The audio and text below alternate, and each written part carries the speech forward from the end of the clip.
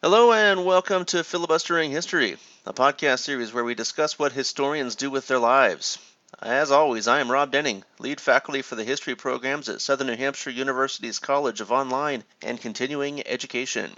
Today, calling in from sunny San Francisco, California, is James Fennessy, the Associate Dean of Faculty for History at SNHU. And calling in from the frozen tundra of Wisconsin is Tom Leary, who holds a doctorate in education and works as an educational consultant and learning designer. Today, we are going to talk about Tom's background and his thoughts on this mystical field called learning science. What is your name and what do you do?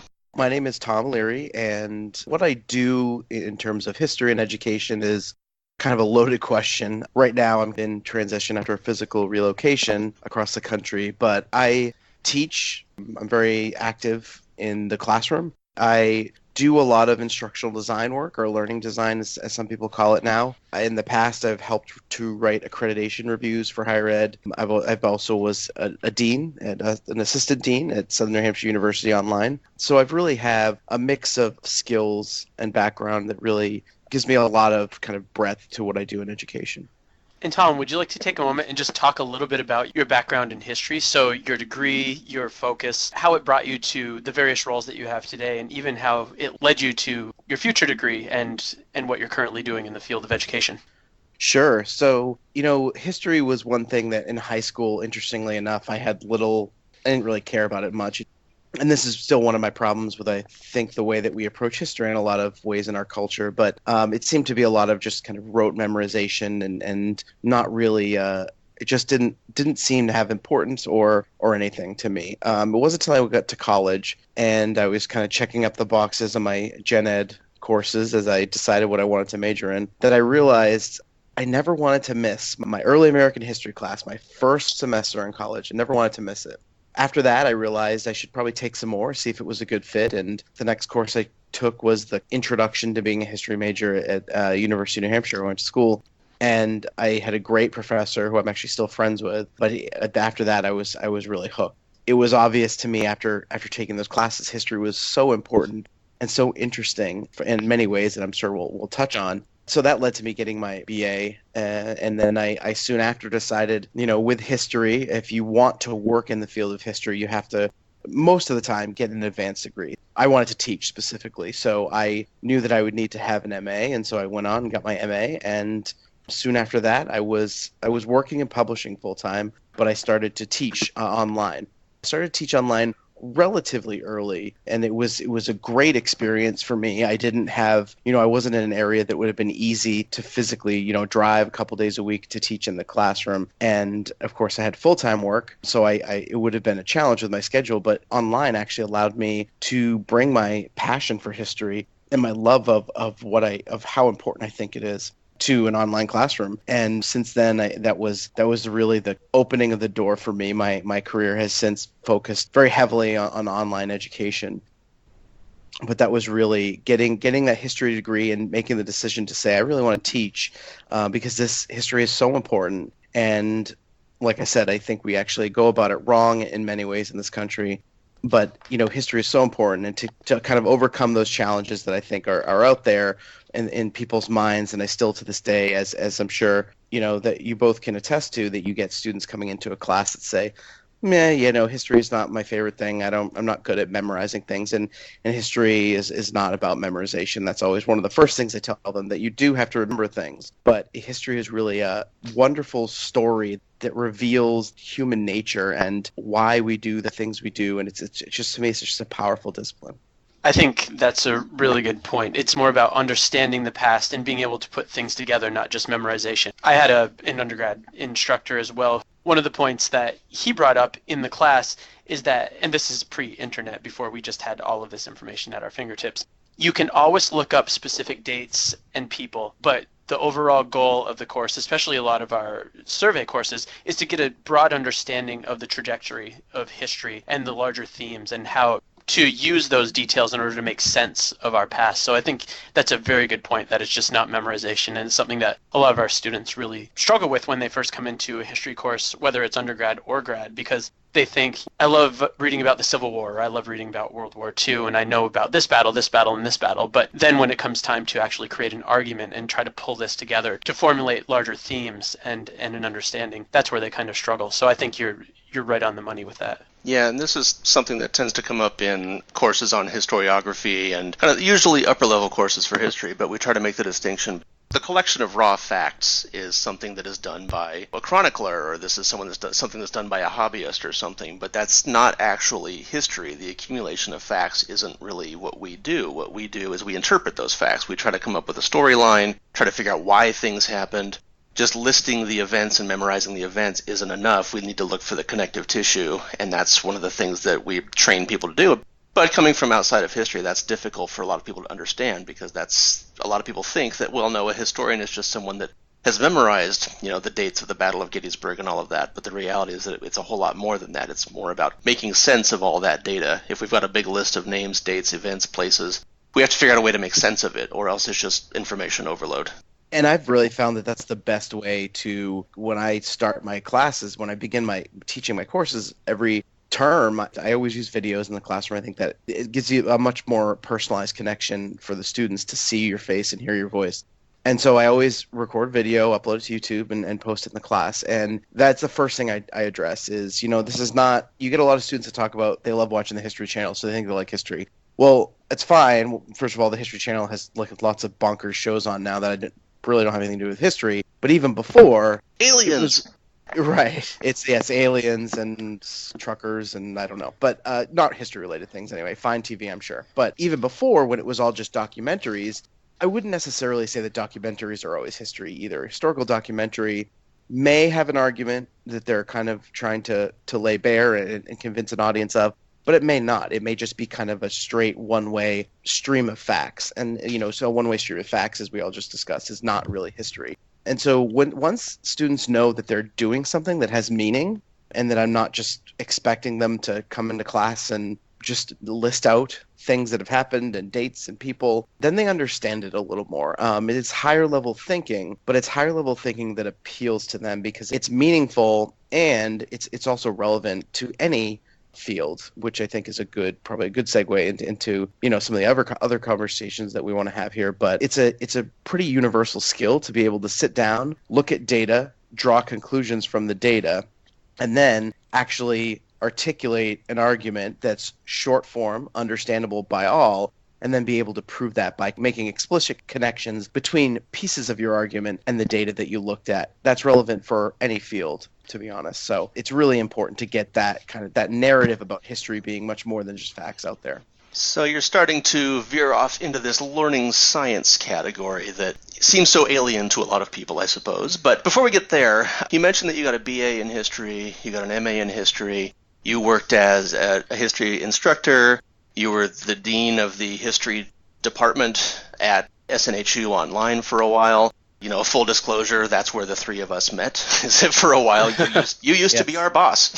So you've gone on to do other things since then, so you're not my boss now, so I can tell you off all I want. But that's where we're coming from, and that's kind of the direction your career was going. And then suddenly you decided to go into a different field. You decided to get a doctorate of education degree instead of a doctorate in history. And can you give us a little bit of insight into your thinking behind getting that degree instead of a PhD? And maybe how your skills as a historian that you learned in your previous degrees influenced your study of education? Yeah, absolutely. So looking back now, I realize what a divergence it was. And it hasn't necessarily felt like that to me because history is so important to me still. And, I still engage the literature when I can, when I have time. And I still very regularly teach history. So that's really my way of kind of staying connected and staying on mission, that getting out this narrative about how important history is and why people should be excited about it, even if they're not majoring in it. So at the time, I was assistant dean of history. Yeah, and that's where we all met. And I believe one of the last things I did before I left was hire you to the full-time position, Rob. Appreciate that. Yes, you're welcome. And of course, James had worked as an adjunct for me and a team lead, and we used to converse regularly. So it was a really fun, it was a good department with a lot of good connections, personal connections and professional connections alike. So, but at the time, the position that I was in was being shifted to have less to do with actual curriculum. And history. And one of the things that always got me jazzed about teaching a new history course at a school, if I was hired by a school, and this is changing now, but it used to be that they would say, here's a textbook, figure out your class. And in online, you can't rely on lectures. In a traditional university, they're very much lecture-based, which is passive learning. And, students go and they sit and they listen to a history instructor talk, and some of them are good and some of them are boring. We've all had those. But you can't just stream data towards the students. So I had to take a lot of time to sit and think about how I want to structure the curriculum to say, how do I get the students to where I want them to be at the end of this course? With all the writing they have to do and then the historical knowledge and all that, how do we make that happen? That was always a very fun and engaging challenge for me. And so I always loved the curriculum piece, structuring the curriculum. And my job as dean was to work with curriculum for about half the job, and the other half the job was working with faculty, which is obviously how I met both of you. And that was fun, and I like I said, great connections. But faculty development and working with faculty was just something that was not where I wanted to put the emphasis on my career. And when I started to realize that I had this penchant for curriculum and thinking about things like, okay, we have a student that walks into a classroom. How do we make this class a meaningful experience that builds them to success and gets them things they need, not only for their degree, but in life? That was really when I realized, I think I want to pursue a little bit more of what it would look like for my career to focus more on instructional design. And that's really what instructional design is. For those of you listening that haven't heard of it, instructional design is really an instructional designer sits down and says, okay, we have a course. How can I use technology? How can I use different activities? What type of content can I use? How do I want to ask these questions? They basically are experts on how to get students to learn the right way. And that's what we mean when we say learning science, instructional design, learning design. They're all kind of this area of putting together a course in a way that's instructionally sound and that gives students what they need at their level. And so that was why I had left. I had an opportunity that allowed me to work more with that.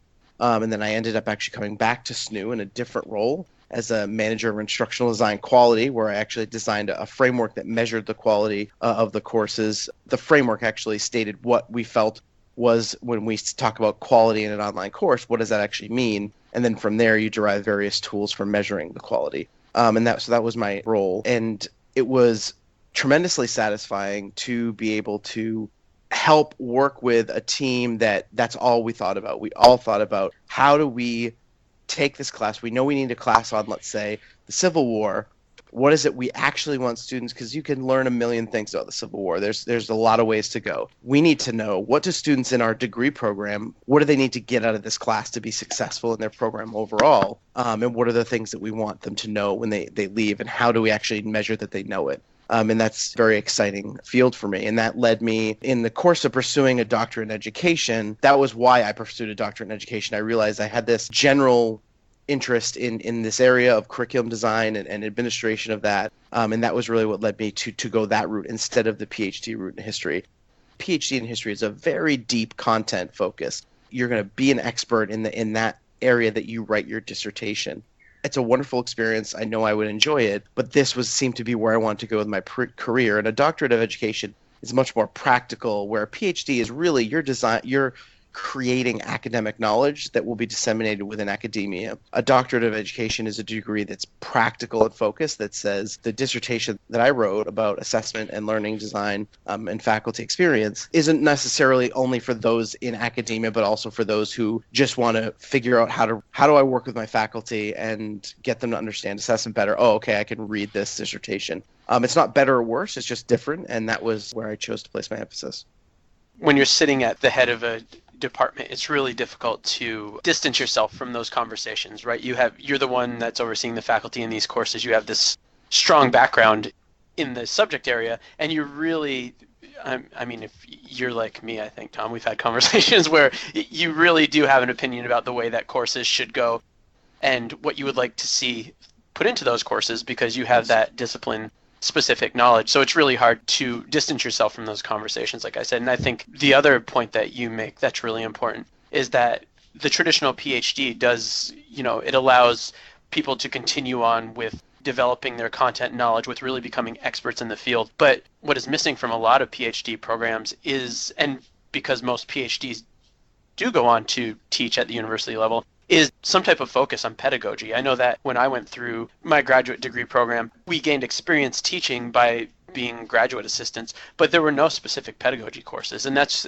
a lot of the conversations that I have with faculty, and I'm sure that you had with faculty when you were in this role, was that, we might be experts in our field. We might know what works for students that have similar backgrounds to us, but that's not really what might work for all students, and especially online, because most of us went through a traditional program. So really being able to look at the learning science and think about the way that courses are organized and how people learn is really important. And I think that it's going into an EDD and looking at these types of things and being able to engage in those conversations is really important, especially for what you bring to the course design process. And you do make a good point about the I don't know if it's practicality or maybe just the influence of your particular role, because when you play a role in development of a course, you're going to have a huge influence over a whole lot of students to take that course. Us PhDs, like if I ever get around to publishing my dissertation, I imagine maybe 4 people out there would read it, and one of them would probably be my mom. So no one's going to pay attention to what I'm doing, but you're going to have much more influence over a much larger group of people. And that's an important role, and that's a huge responsibility, because you need to make sure that you're able to accommodate all those different learning styles and that you're able to make it a success for the largest amount of people. Yeah, a PhD is a degree that's obviously very important, very pertinent to our society. We need to be continuously building academic knowledge, but there is this piece of, if you write a dissertation on, let's say, what was your dissertation on, Rob? It was on environmental regulations in California during the 1960s and 70s.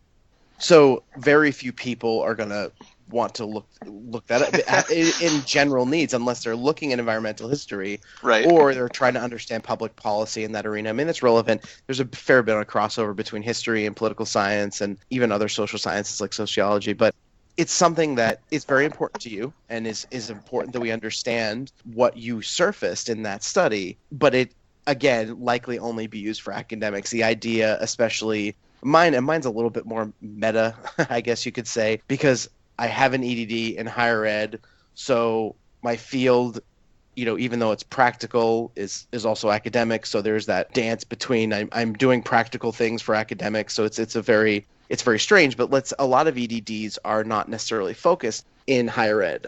There are plenty of folks who get EDDs and they go out and they work in the public school district as a principal or an assistant principal or a superintendent. Those are very practical roles, obviously. There are folks who go out in the program that I took my doctorate in was at Northeastern University in Boston, and they also have an organizational leadership track. So sometimes organizations or companies want someone who they know understands education and understands leadership and things like that. So they want somebody to come into their company and lead efforts around training or development. I mean, there's a very different practical ways. Mine just tends to focus on the academic, which is, like I said, a bit circular given the kind of the way we distinguish between the two. But yeah, it's a really fun and engaging role. I find it to be fun and engaging and so applicable that so many places need to think about this, because as Jimmy was discussing, you can go through and get a PhD and then we just assume you have a PhD, you're an expert on teaching, which I guess you can see where that assumption came from considering how many hours you spend in a classroom, but it doesn't actually mean that you can go out and do it right away. So we make a lot of assumptions about folks with PhDs coming out and being ready to teach when many of them just want to research, and teaching may be a very distant second in their priorities. And then you kind of get these classes that maybe aren't put together the best because the person doing it is not as focused on teaching doesn't have the experience to be able to do that. So it's one of those things that I think higher ed is kind of evolving through in the shifts that we see right now, but it's interesting to see it play out. That's a good point, because the assumption traditionally is that expertise qualifies you to teach, and we know that that's not necessarily the case unless your expertise is in learning science and teaching, because I can go through and write a brilliant PhD on, well, for example, I mean, my master's thesis was on this student activist group in Northern Ireland and a 1-week march that they organized at the end of the 1960s. So you can see how lucrative that would have been to gaining employment and really being able to speak to a lot of different topics. I'm sure it was well done, though. Thank you. But that's exactly it, right? Like, I learned how to research, I learned critical approaches to historical knowledge, and I developed all of these skills that are applicable across the board, even though my topic was very focused. But at the same time, what I didn't learn and what I had to come to through trial and error, and really not even through learning science until I fell into this role as the associate dean for history. And then I started to do a lot more research into learning science, and it became a larger conversation within the university, is that we really don't know when we go through these traditional programs, we're not really studying how people learn. What the conversations that I end up having with faculty a lot is that we probably base our approaches on our favorite instructors and what worked for us. That Dr. Leary was an amazing instructor. He really pushed me hard. It was tough love. That really worked for me. Well, did it work for maybe the third of students in the course that failed that really needed that extra push and a more supportive approach rather than just being like the tough love, this is what you didn't do, this is what you need to do. Not that you take that approach, Tom, I know that you don't. But you know what I mean? Like, that's Sometimes, just, yeah. If we don't have a deep understanding of the learning science and of how to teach, we end up basing our own approach on what worked for us. And while that might have worked for us, and let's be honest, I mean, if we go on to be academics and get graduate degrees, chances are pretty good we were some of the more motivated students, at least within those courses. So we had a deep interest in it. Well, how do we reach those students who are just taking these courses because it's general ed, or who really like the topic, but they struggle, and when students struggle, sometimes they shut down. So I think being able to integrate those educational aspects and what works as far as designing a course or faculty approach and teaching approach is really important. So speaking as from experience in a PhD program, the very first day of the PhD program, I was assigned as a discussion section leader, where there was a guy doing a lecture for 3 days a week for an hour, and he would do all the course content, and then twice a week I would run what they called a discussion section, where we would talk about primary sources and all of that. And I know from experience that once we graduated out of those discussion sections to teaching our own section of the class, the vast majority of us basically took the syllabus and the lectures of the guy that we were working with before, and we just did the exact same thing. And so it's not even necessarily that we're emulating a particularly good instructor. It's just that we happen to be emulating the one whose material we have the greatest access to at one time. And so that instructor could be brilliant, or that instructor could be a disaster, but because very few PhD students or programs provide any kind of discussion of learning science and pedagogy and all of that, we just don't have anything else to work with. And so we end up emulating either the good instructor or possibly even the bad instructor, just because that's who we talked to or that's who we worked with last. And so my question that's kind of been burning in the back of my mind now is, now that you have this experience with learning science and all of that, I mean, we've talked a little bit about what are some of the good tactics or strategies to use in the study of history. What would you like to see overall in the teaching of history that you think would make it more effective?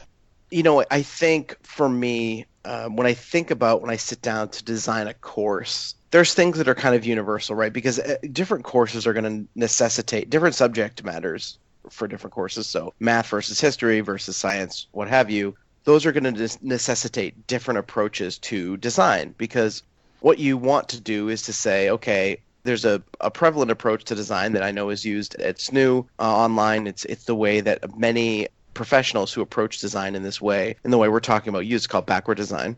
And you essentially start with the outcomes, and you say, okay, here's what the 5 things I want students to be able to know, do, demonstrate, what have you, by the end of a course. Those are outcomes. I think if there's any, students listening to this, you always see those on your syllabi, and those aren't just there. I mean, some universities are there just because somebody told them to put them there, but at SNHU, they are not there for that purpose. They are there because they are literally the guide and the framework to understanding how the class is designed. And so by the end of the class, if the outcome is to articulate connections between primary sources and arguments about specific events in history, then that's something you should do enough to say by the end of the class, like, yes, I know how to do that. And so what I think in history, I think the way I found is most successful to approach the design of a history course is to first be very explicit about, especially in the entry level course. So I've taught at various levels. I always like teaching the survey level courses the most. So SNHU, it's History 113, 114, but that are kind of History of Early America, History of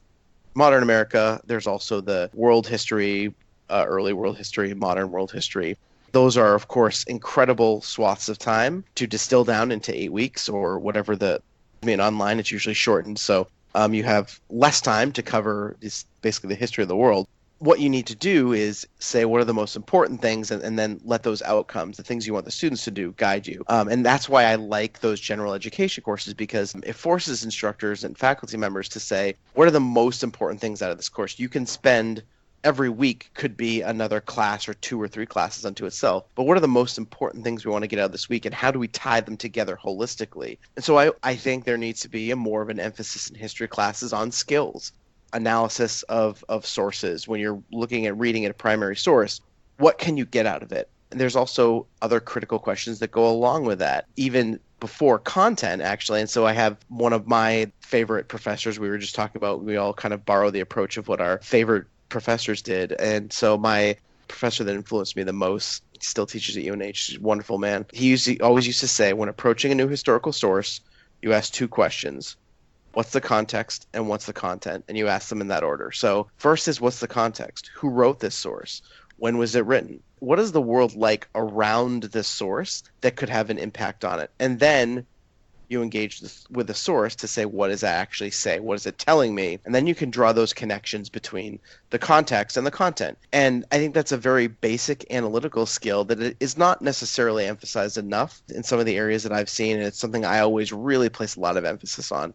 So skills like that help critical thinking and analysis, I think, are really important for us to emphasize in history classes, as well as writing an argument down in an understandable and concise way. It's funny, I always tell students, they don't believe it, but writing a short paper is actually harder than writing a long paper because you only have a certain amount of time. So if you tell someone they only have 3 pages to argue something versus 10, sure, the 10 may be more work, but you could throw a lot more into that. If you only have 3 pages, you have to make the best argument with the best pieces of evidence, with the best supporting points, and there's much less room for error. So I think emphasis on things like that, actually having students not just have them throw everything into a paper. I think we've all had students where they think that more is better, and it really isn't, because you don't want to include everything just to make the paper longer. A longer paper doesn't mean it's a better paper. It just means there's more in there. So I think having some discernment around how to make an argument and how to pick the best sources and make that argument as in concise a manner as possible is critical for history students today. Yeah, I think that's one of the important developments that people across the liberal arts and humanities really have been trying to focus on, is that we really need to nail down exactly what skills we teach as in the humanities or in history or whatever, because there's always been the cliche of, you're getting a degree in history or English or philosophy.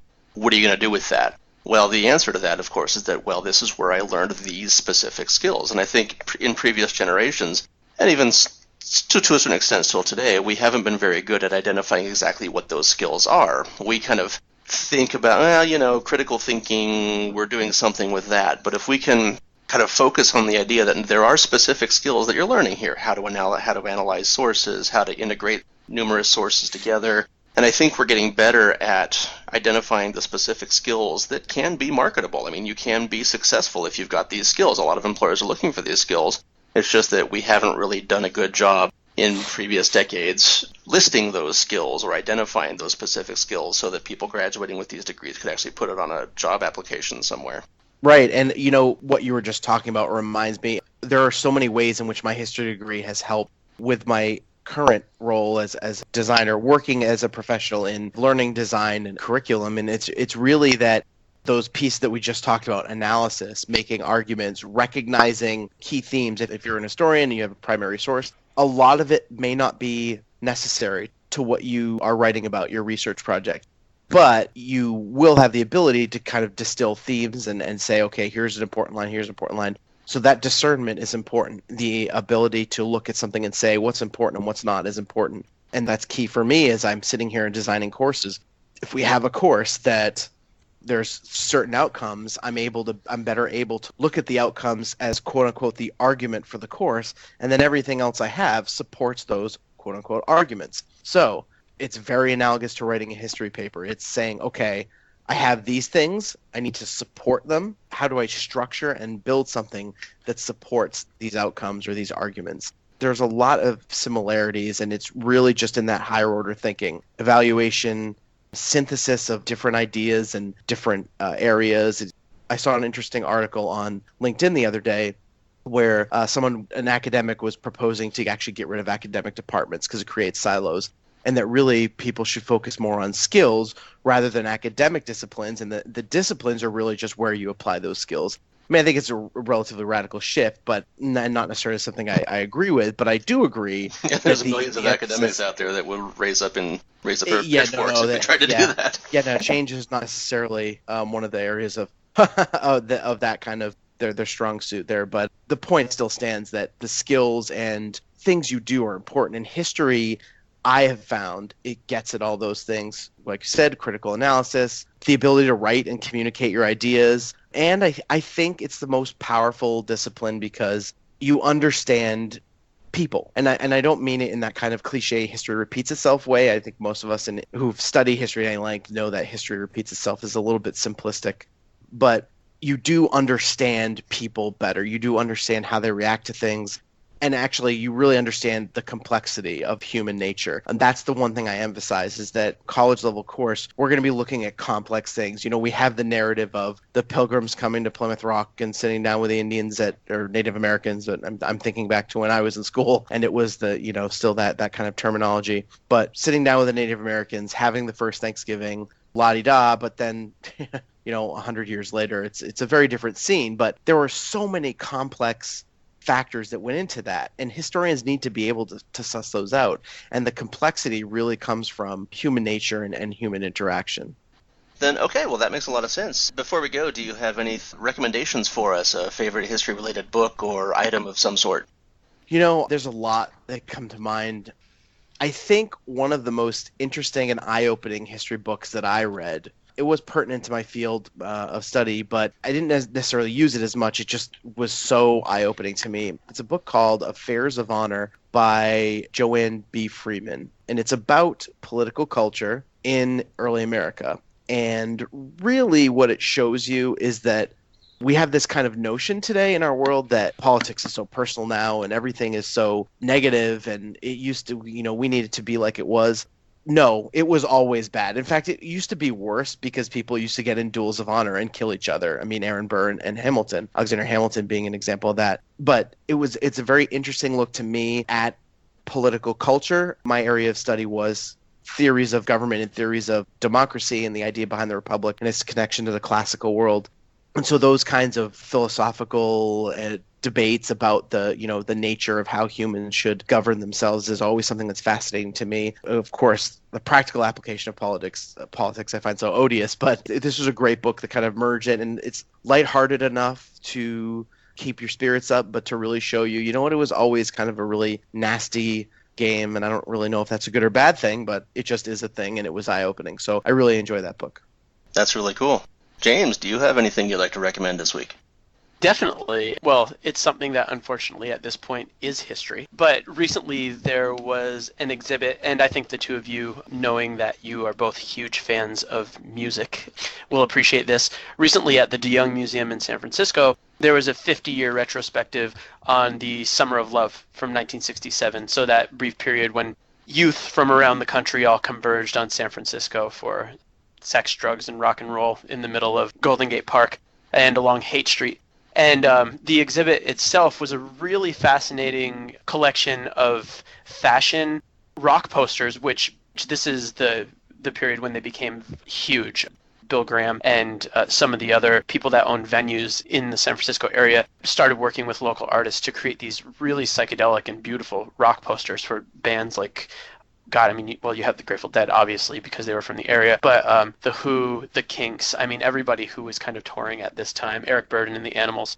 And then there was a lot of photography and obviously historical blurbs thrown into this exhibit as well. So I think the De Young might still have the exhibition up online, or at least information about it. And they had a really nice hardcover book that collected all of the visuals, so various rock posters and pictures of the art, or of the fashion, and the photographs that were taken at the time. So if either of you like that, or if any of the listeners do as well, if you're interested in the development of rock culture and art and fashion, especially in the 60s, that was an excellent exhibition.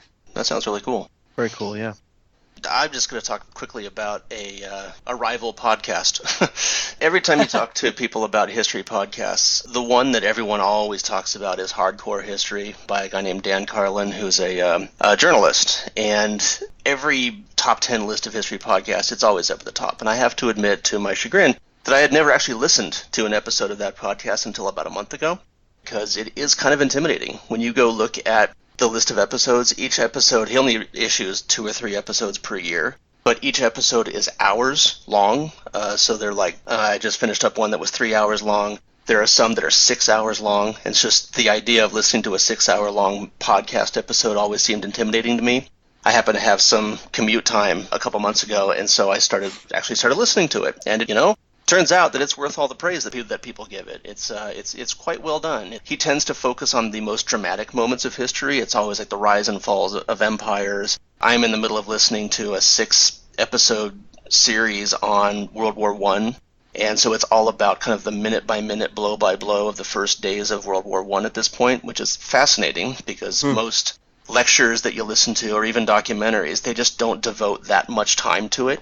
And so when he's got 6 episodes and each episode is 3 or 4 hours long, he's able to talk about a whole lot more than really anybody is able to. And so it's just a fascinating blow by blow.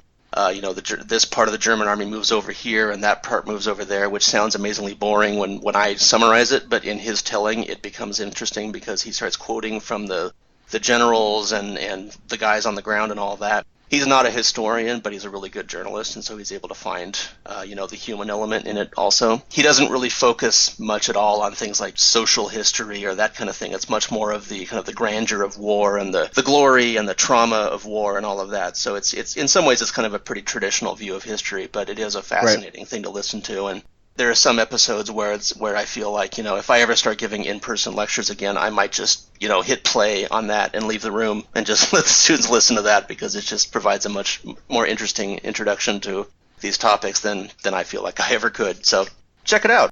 Most of the episodes are free, but I think he charges for some back episodes. I don't know, but just get the free ones and give it a shot when you've got like 6 hours to kill. It's interesting stuff. I'd like to thank Tom for joining us today. Absolutely. Thank you. This was great. much. Lots of fun. And thank you for joining us today. If you have any questions or comments on this podcast, as always, please send me an email at snhuhistory@gmail.com. For James Fennessy and Tom Leary, I'm Rob Denning. Good day. You like to kid. Yeah, exactly. I am a dedicated professional. I would never do that. All the fun hypotheticals. Go ahead and stop the recording now.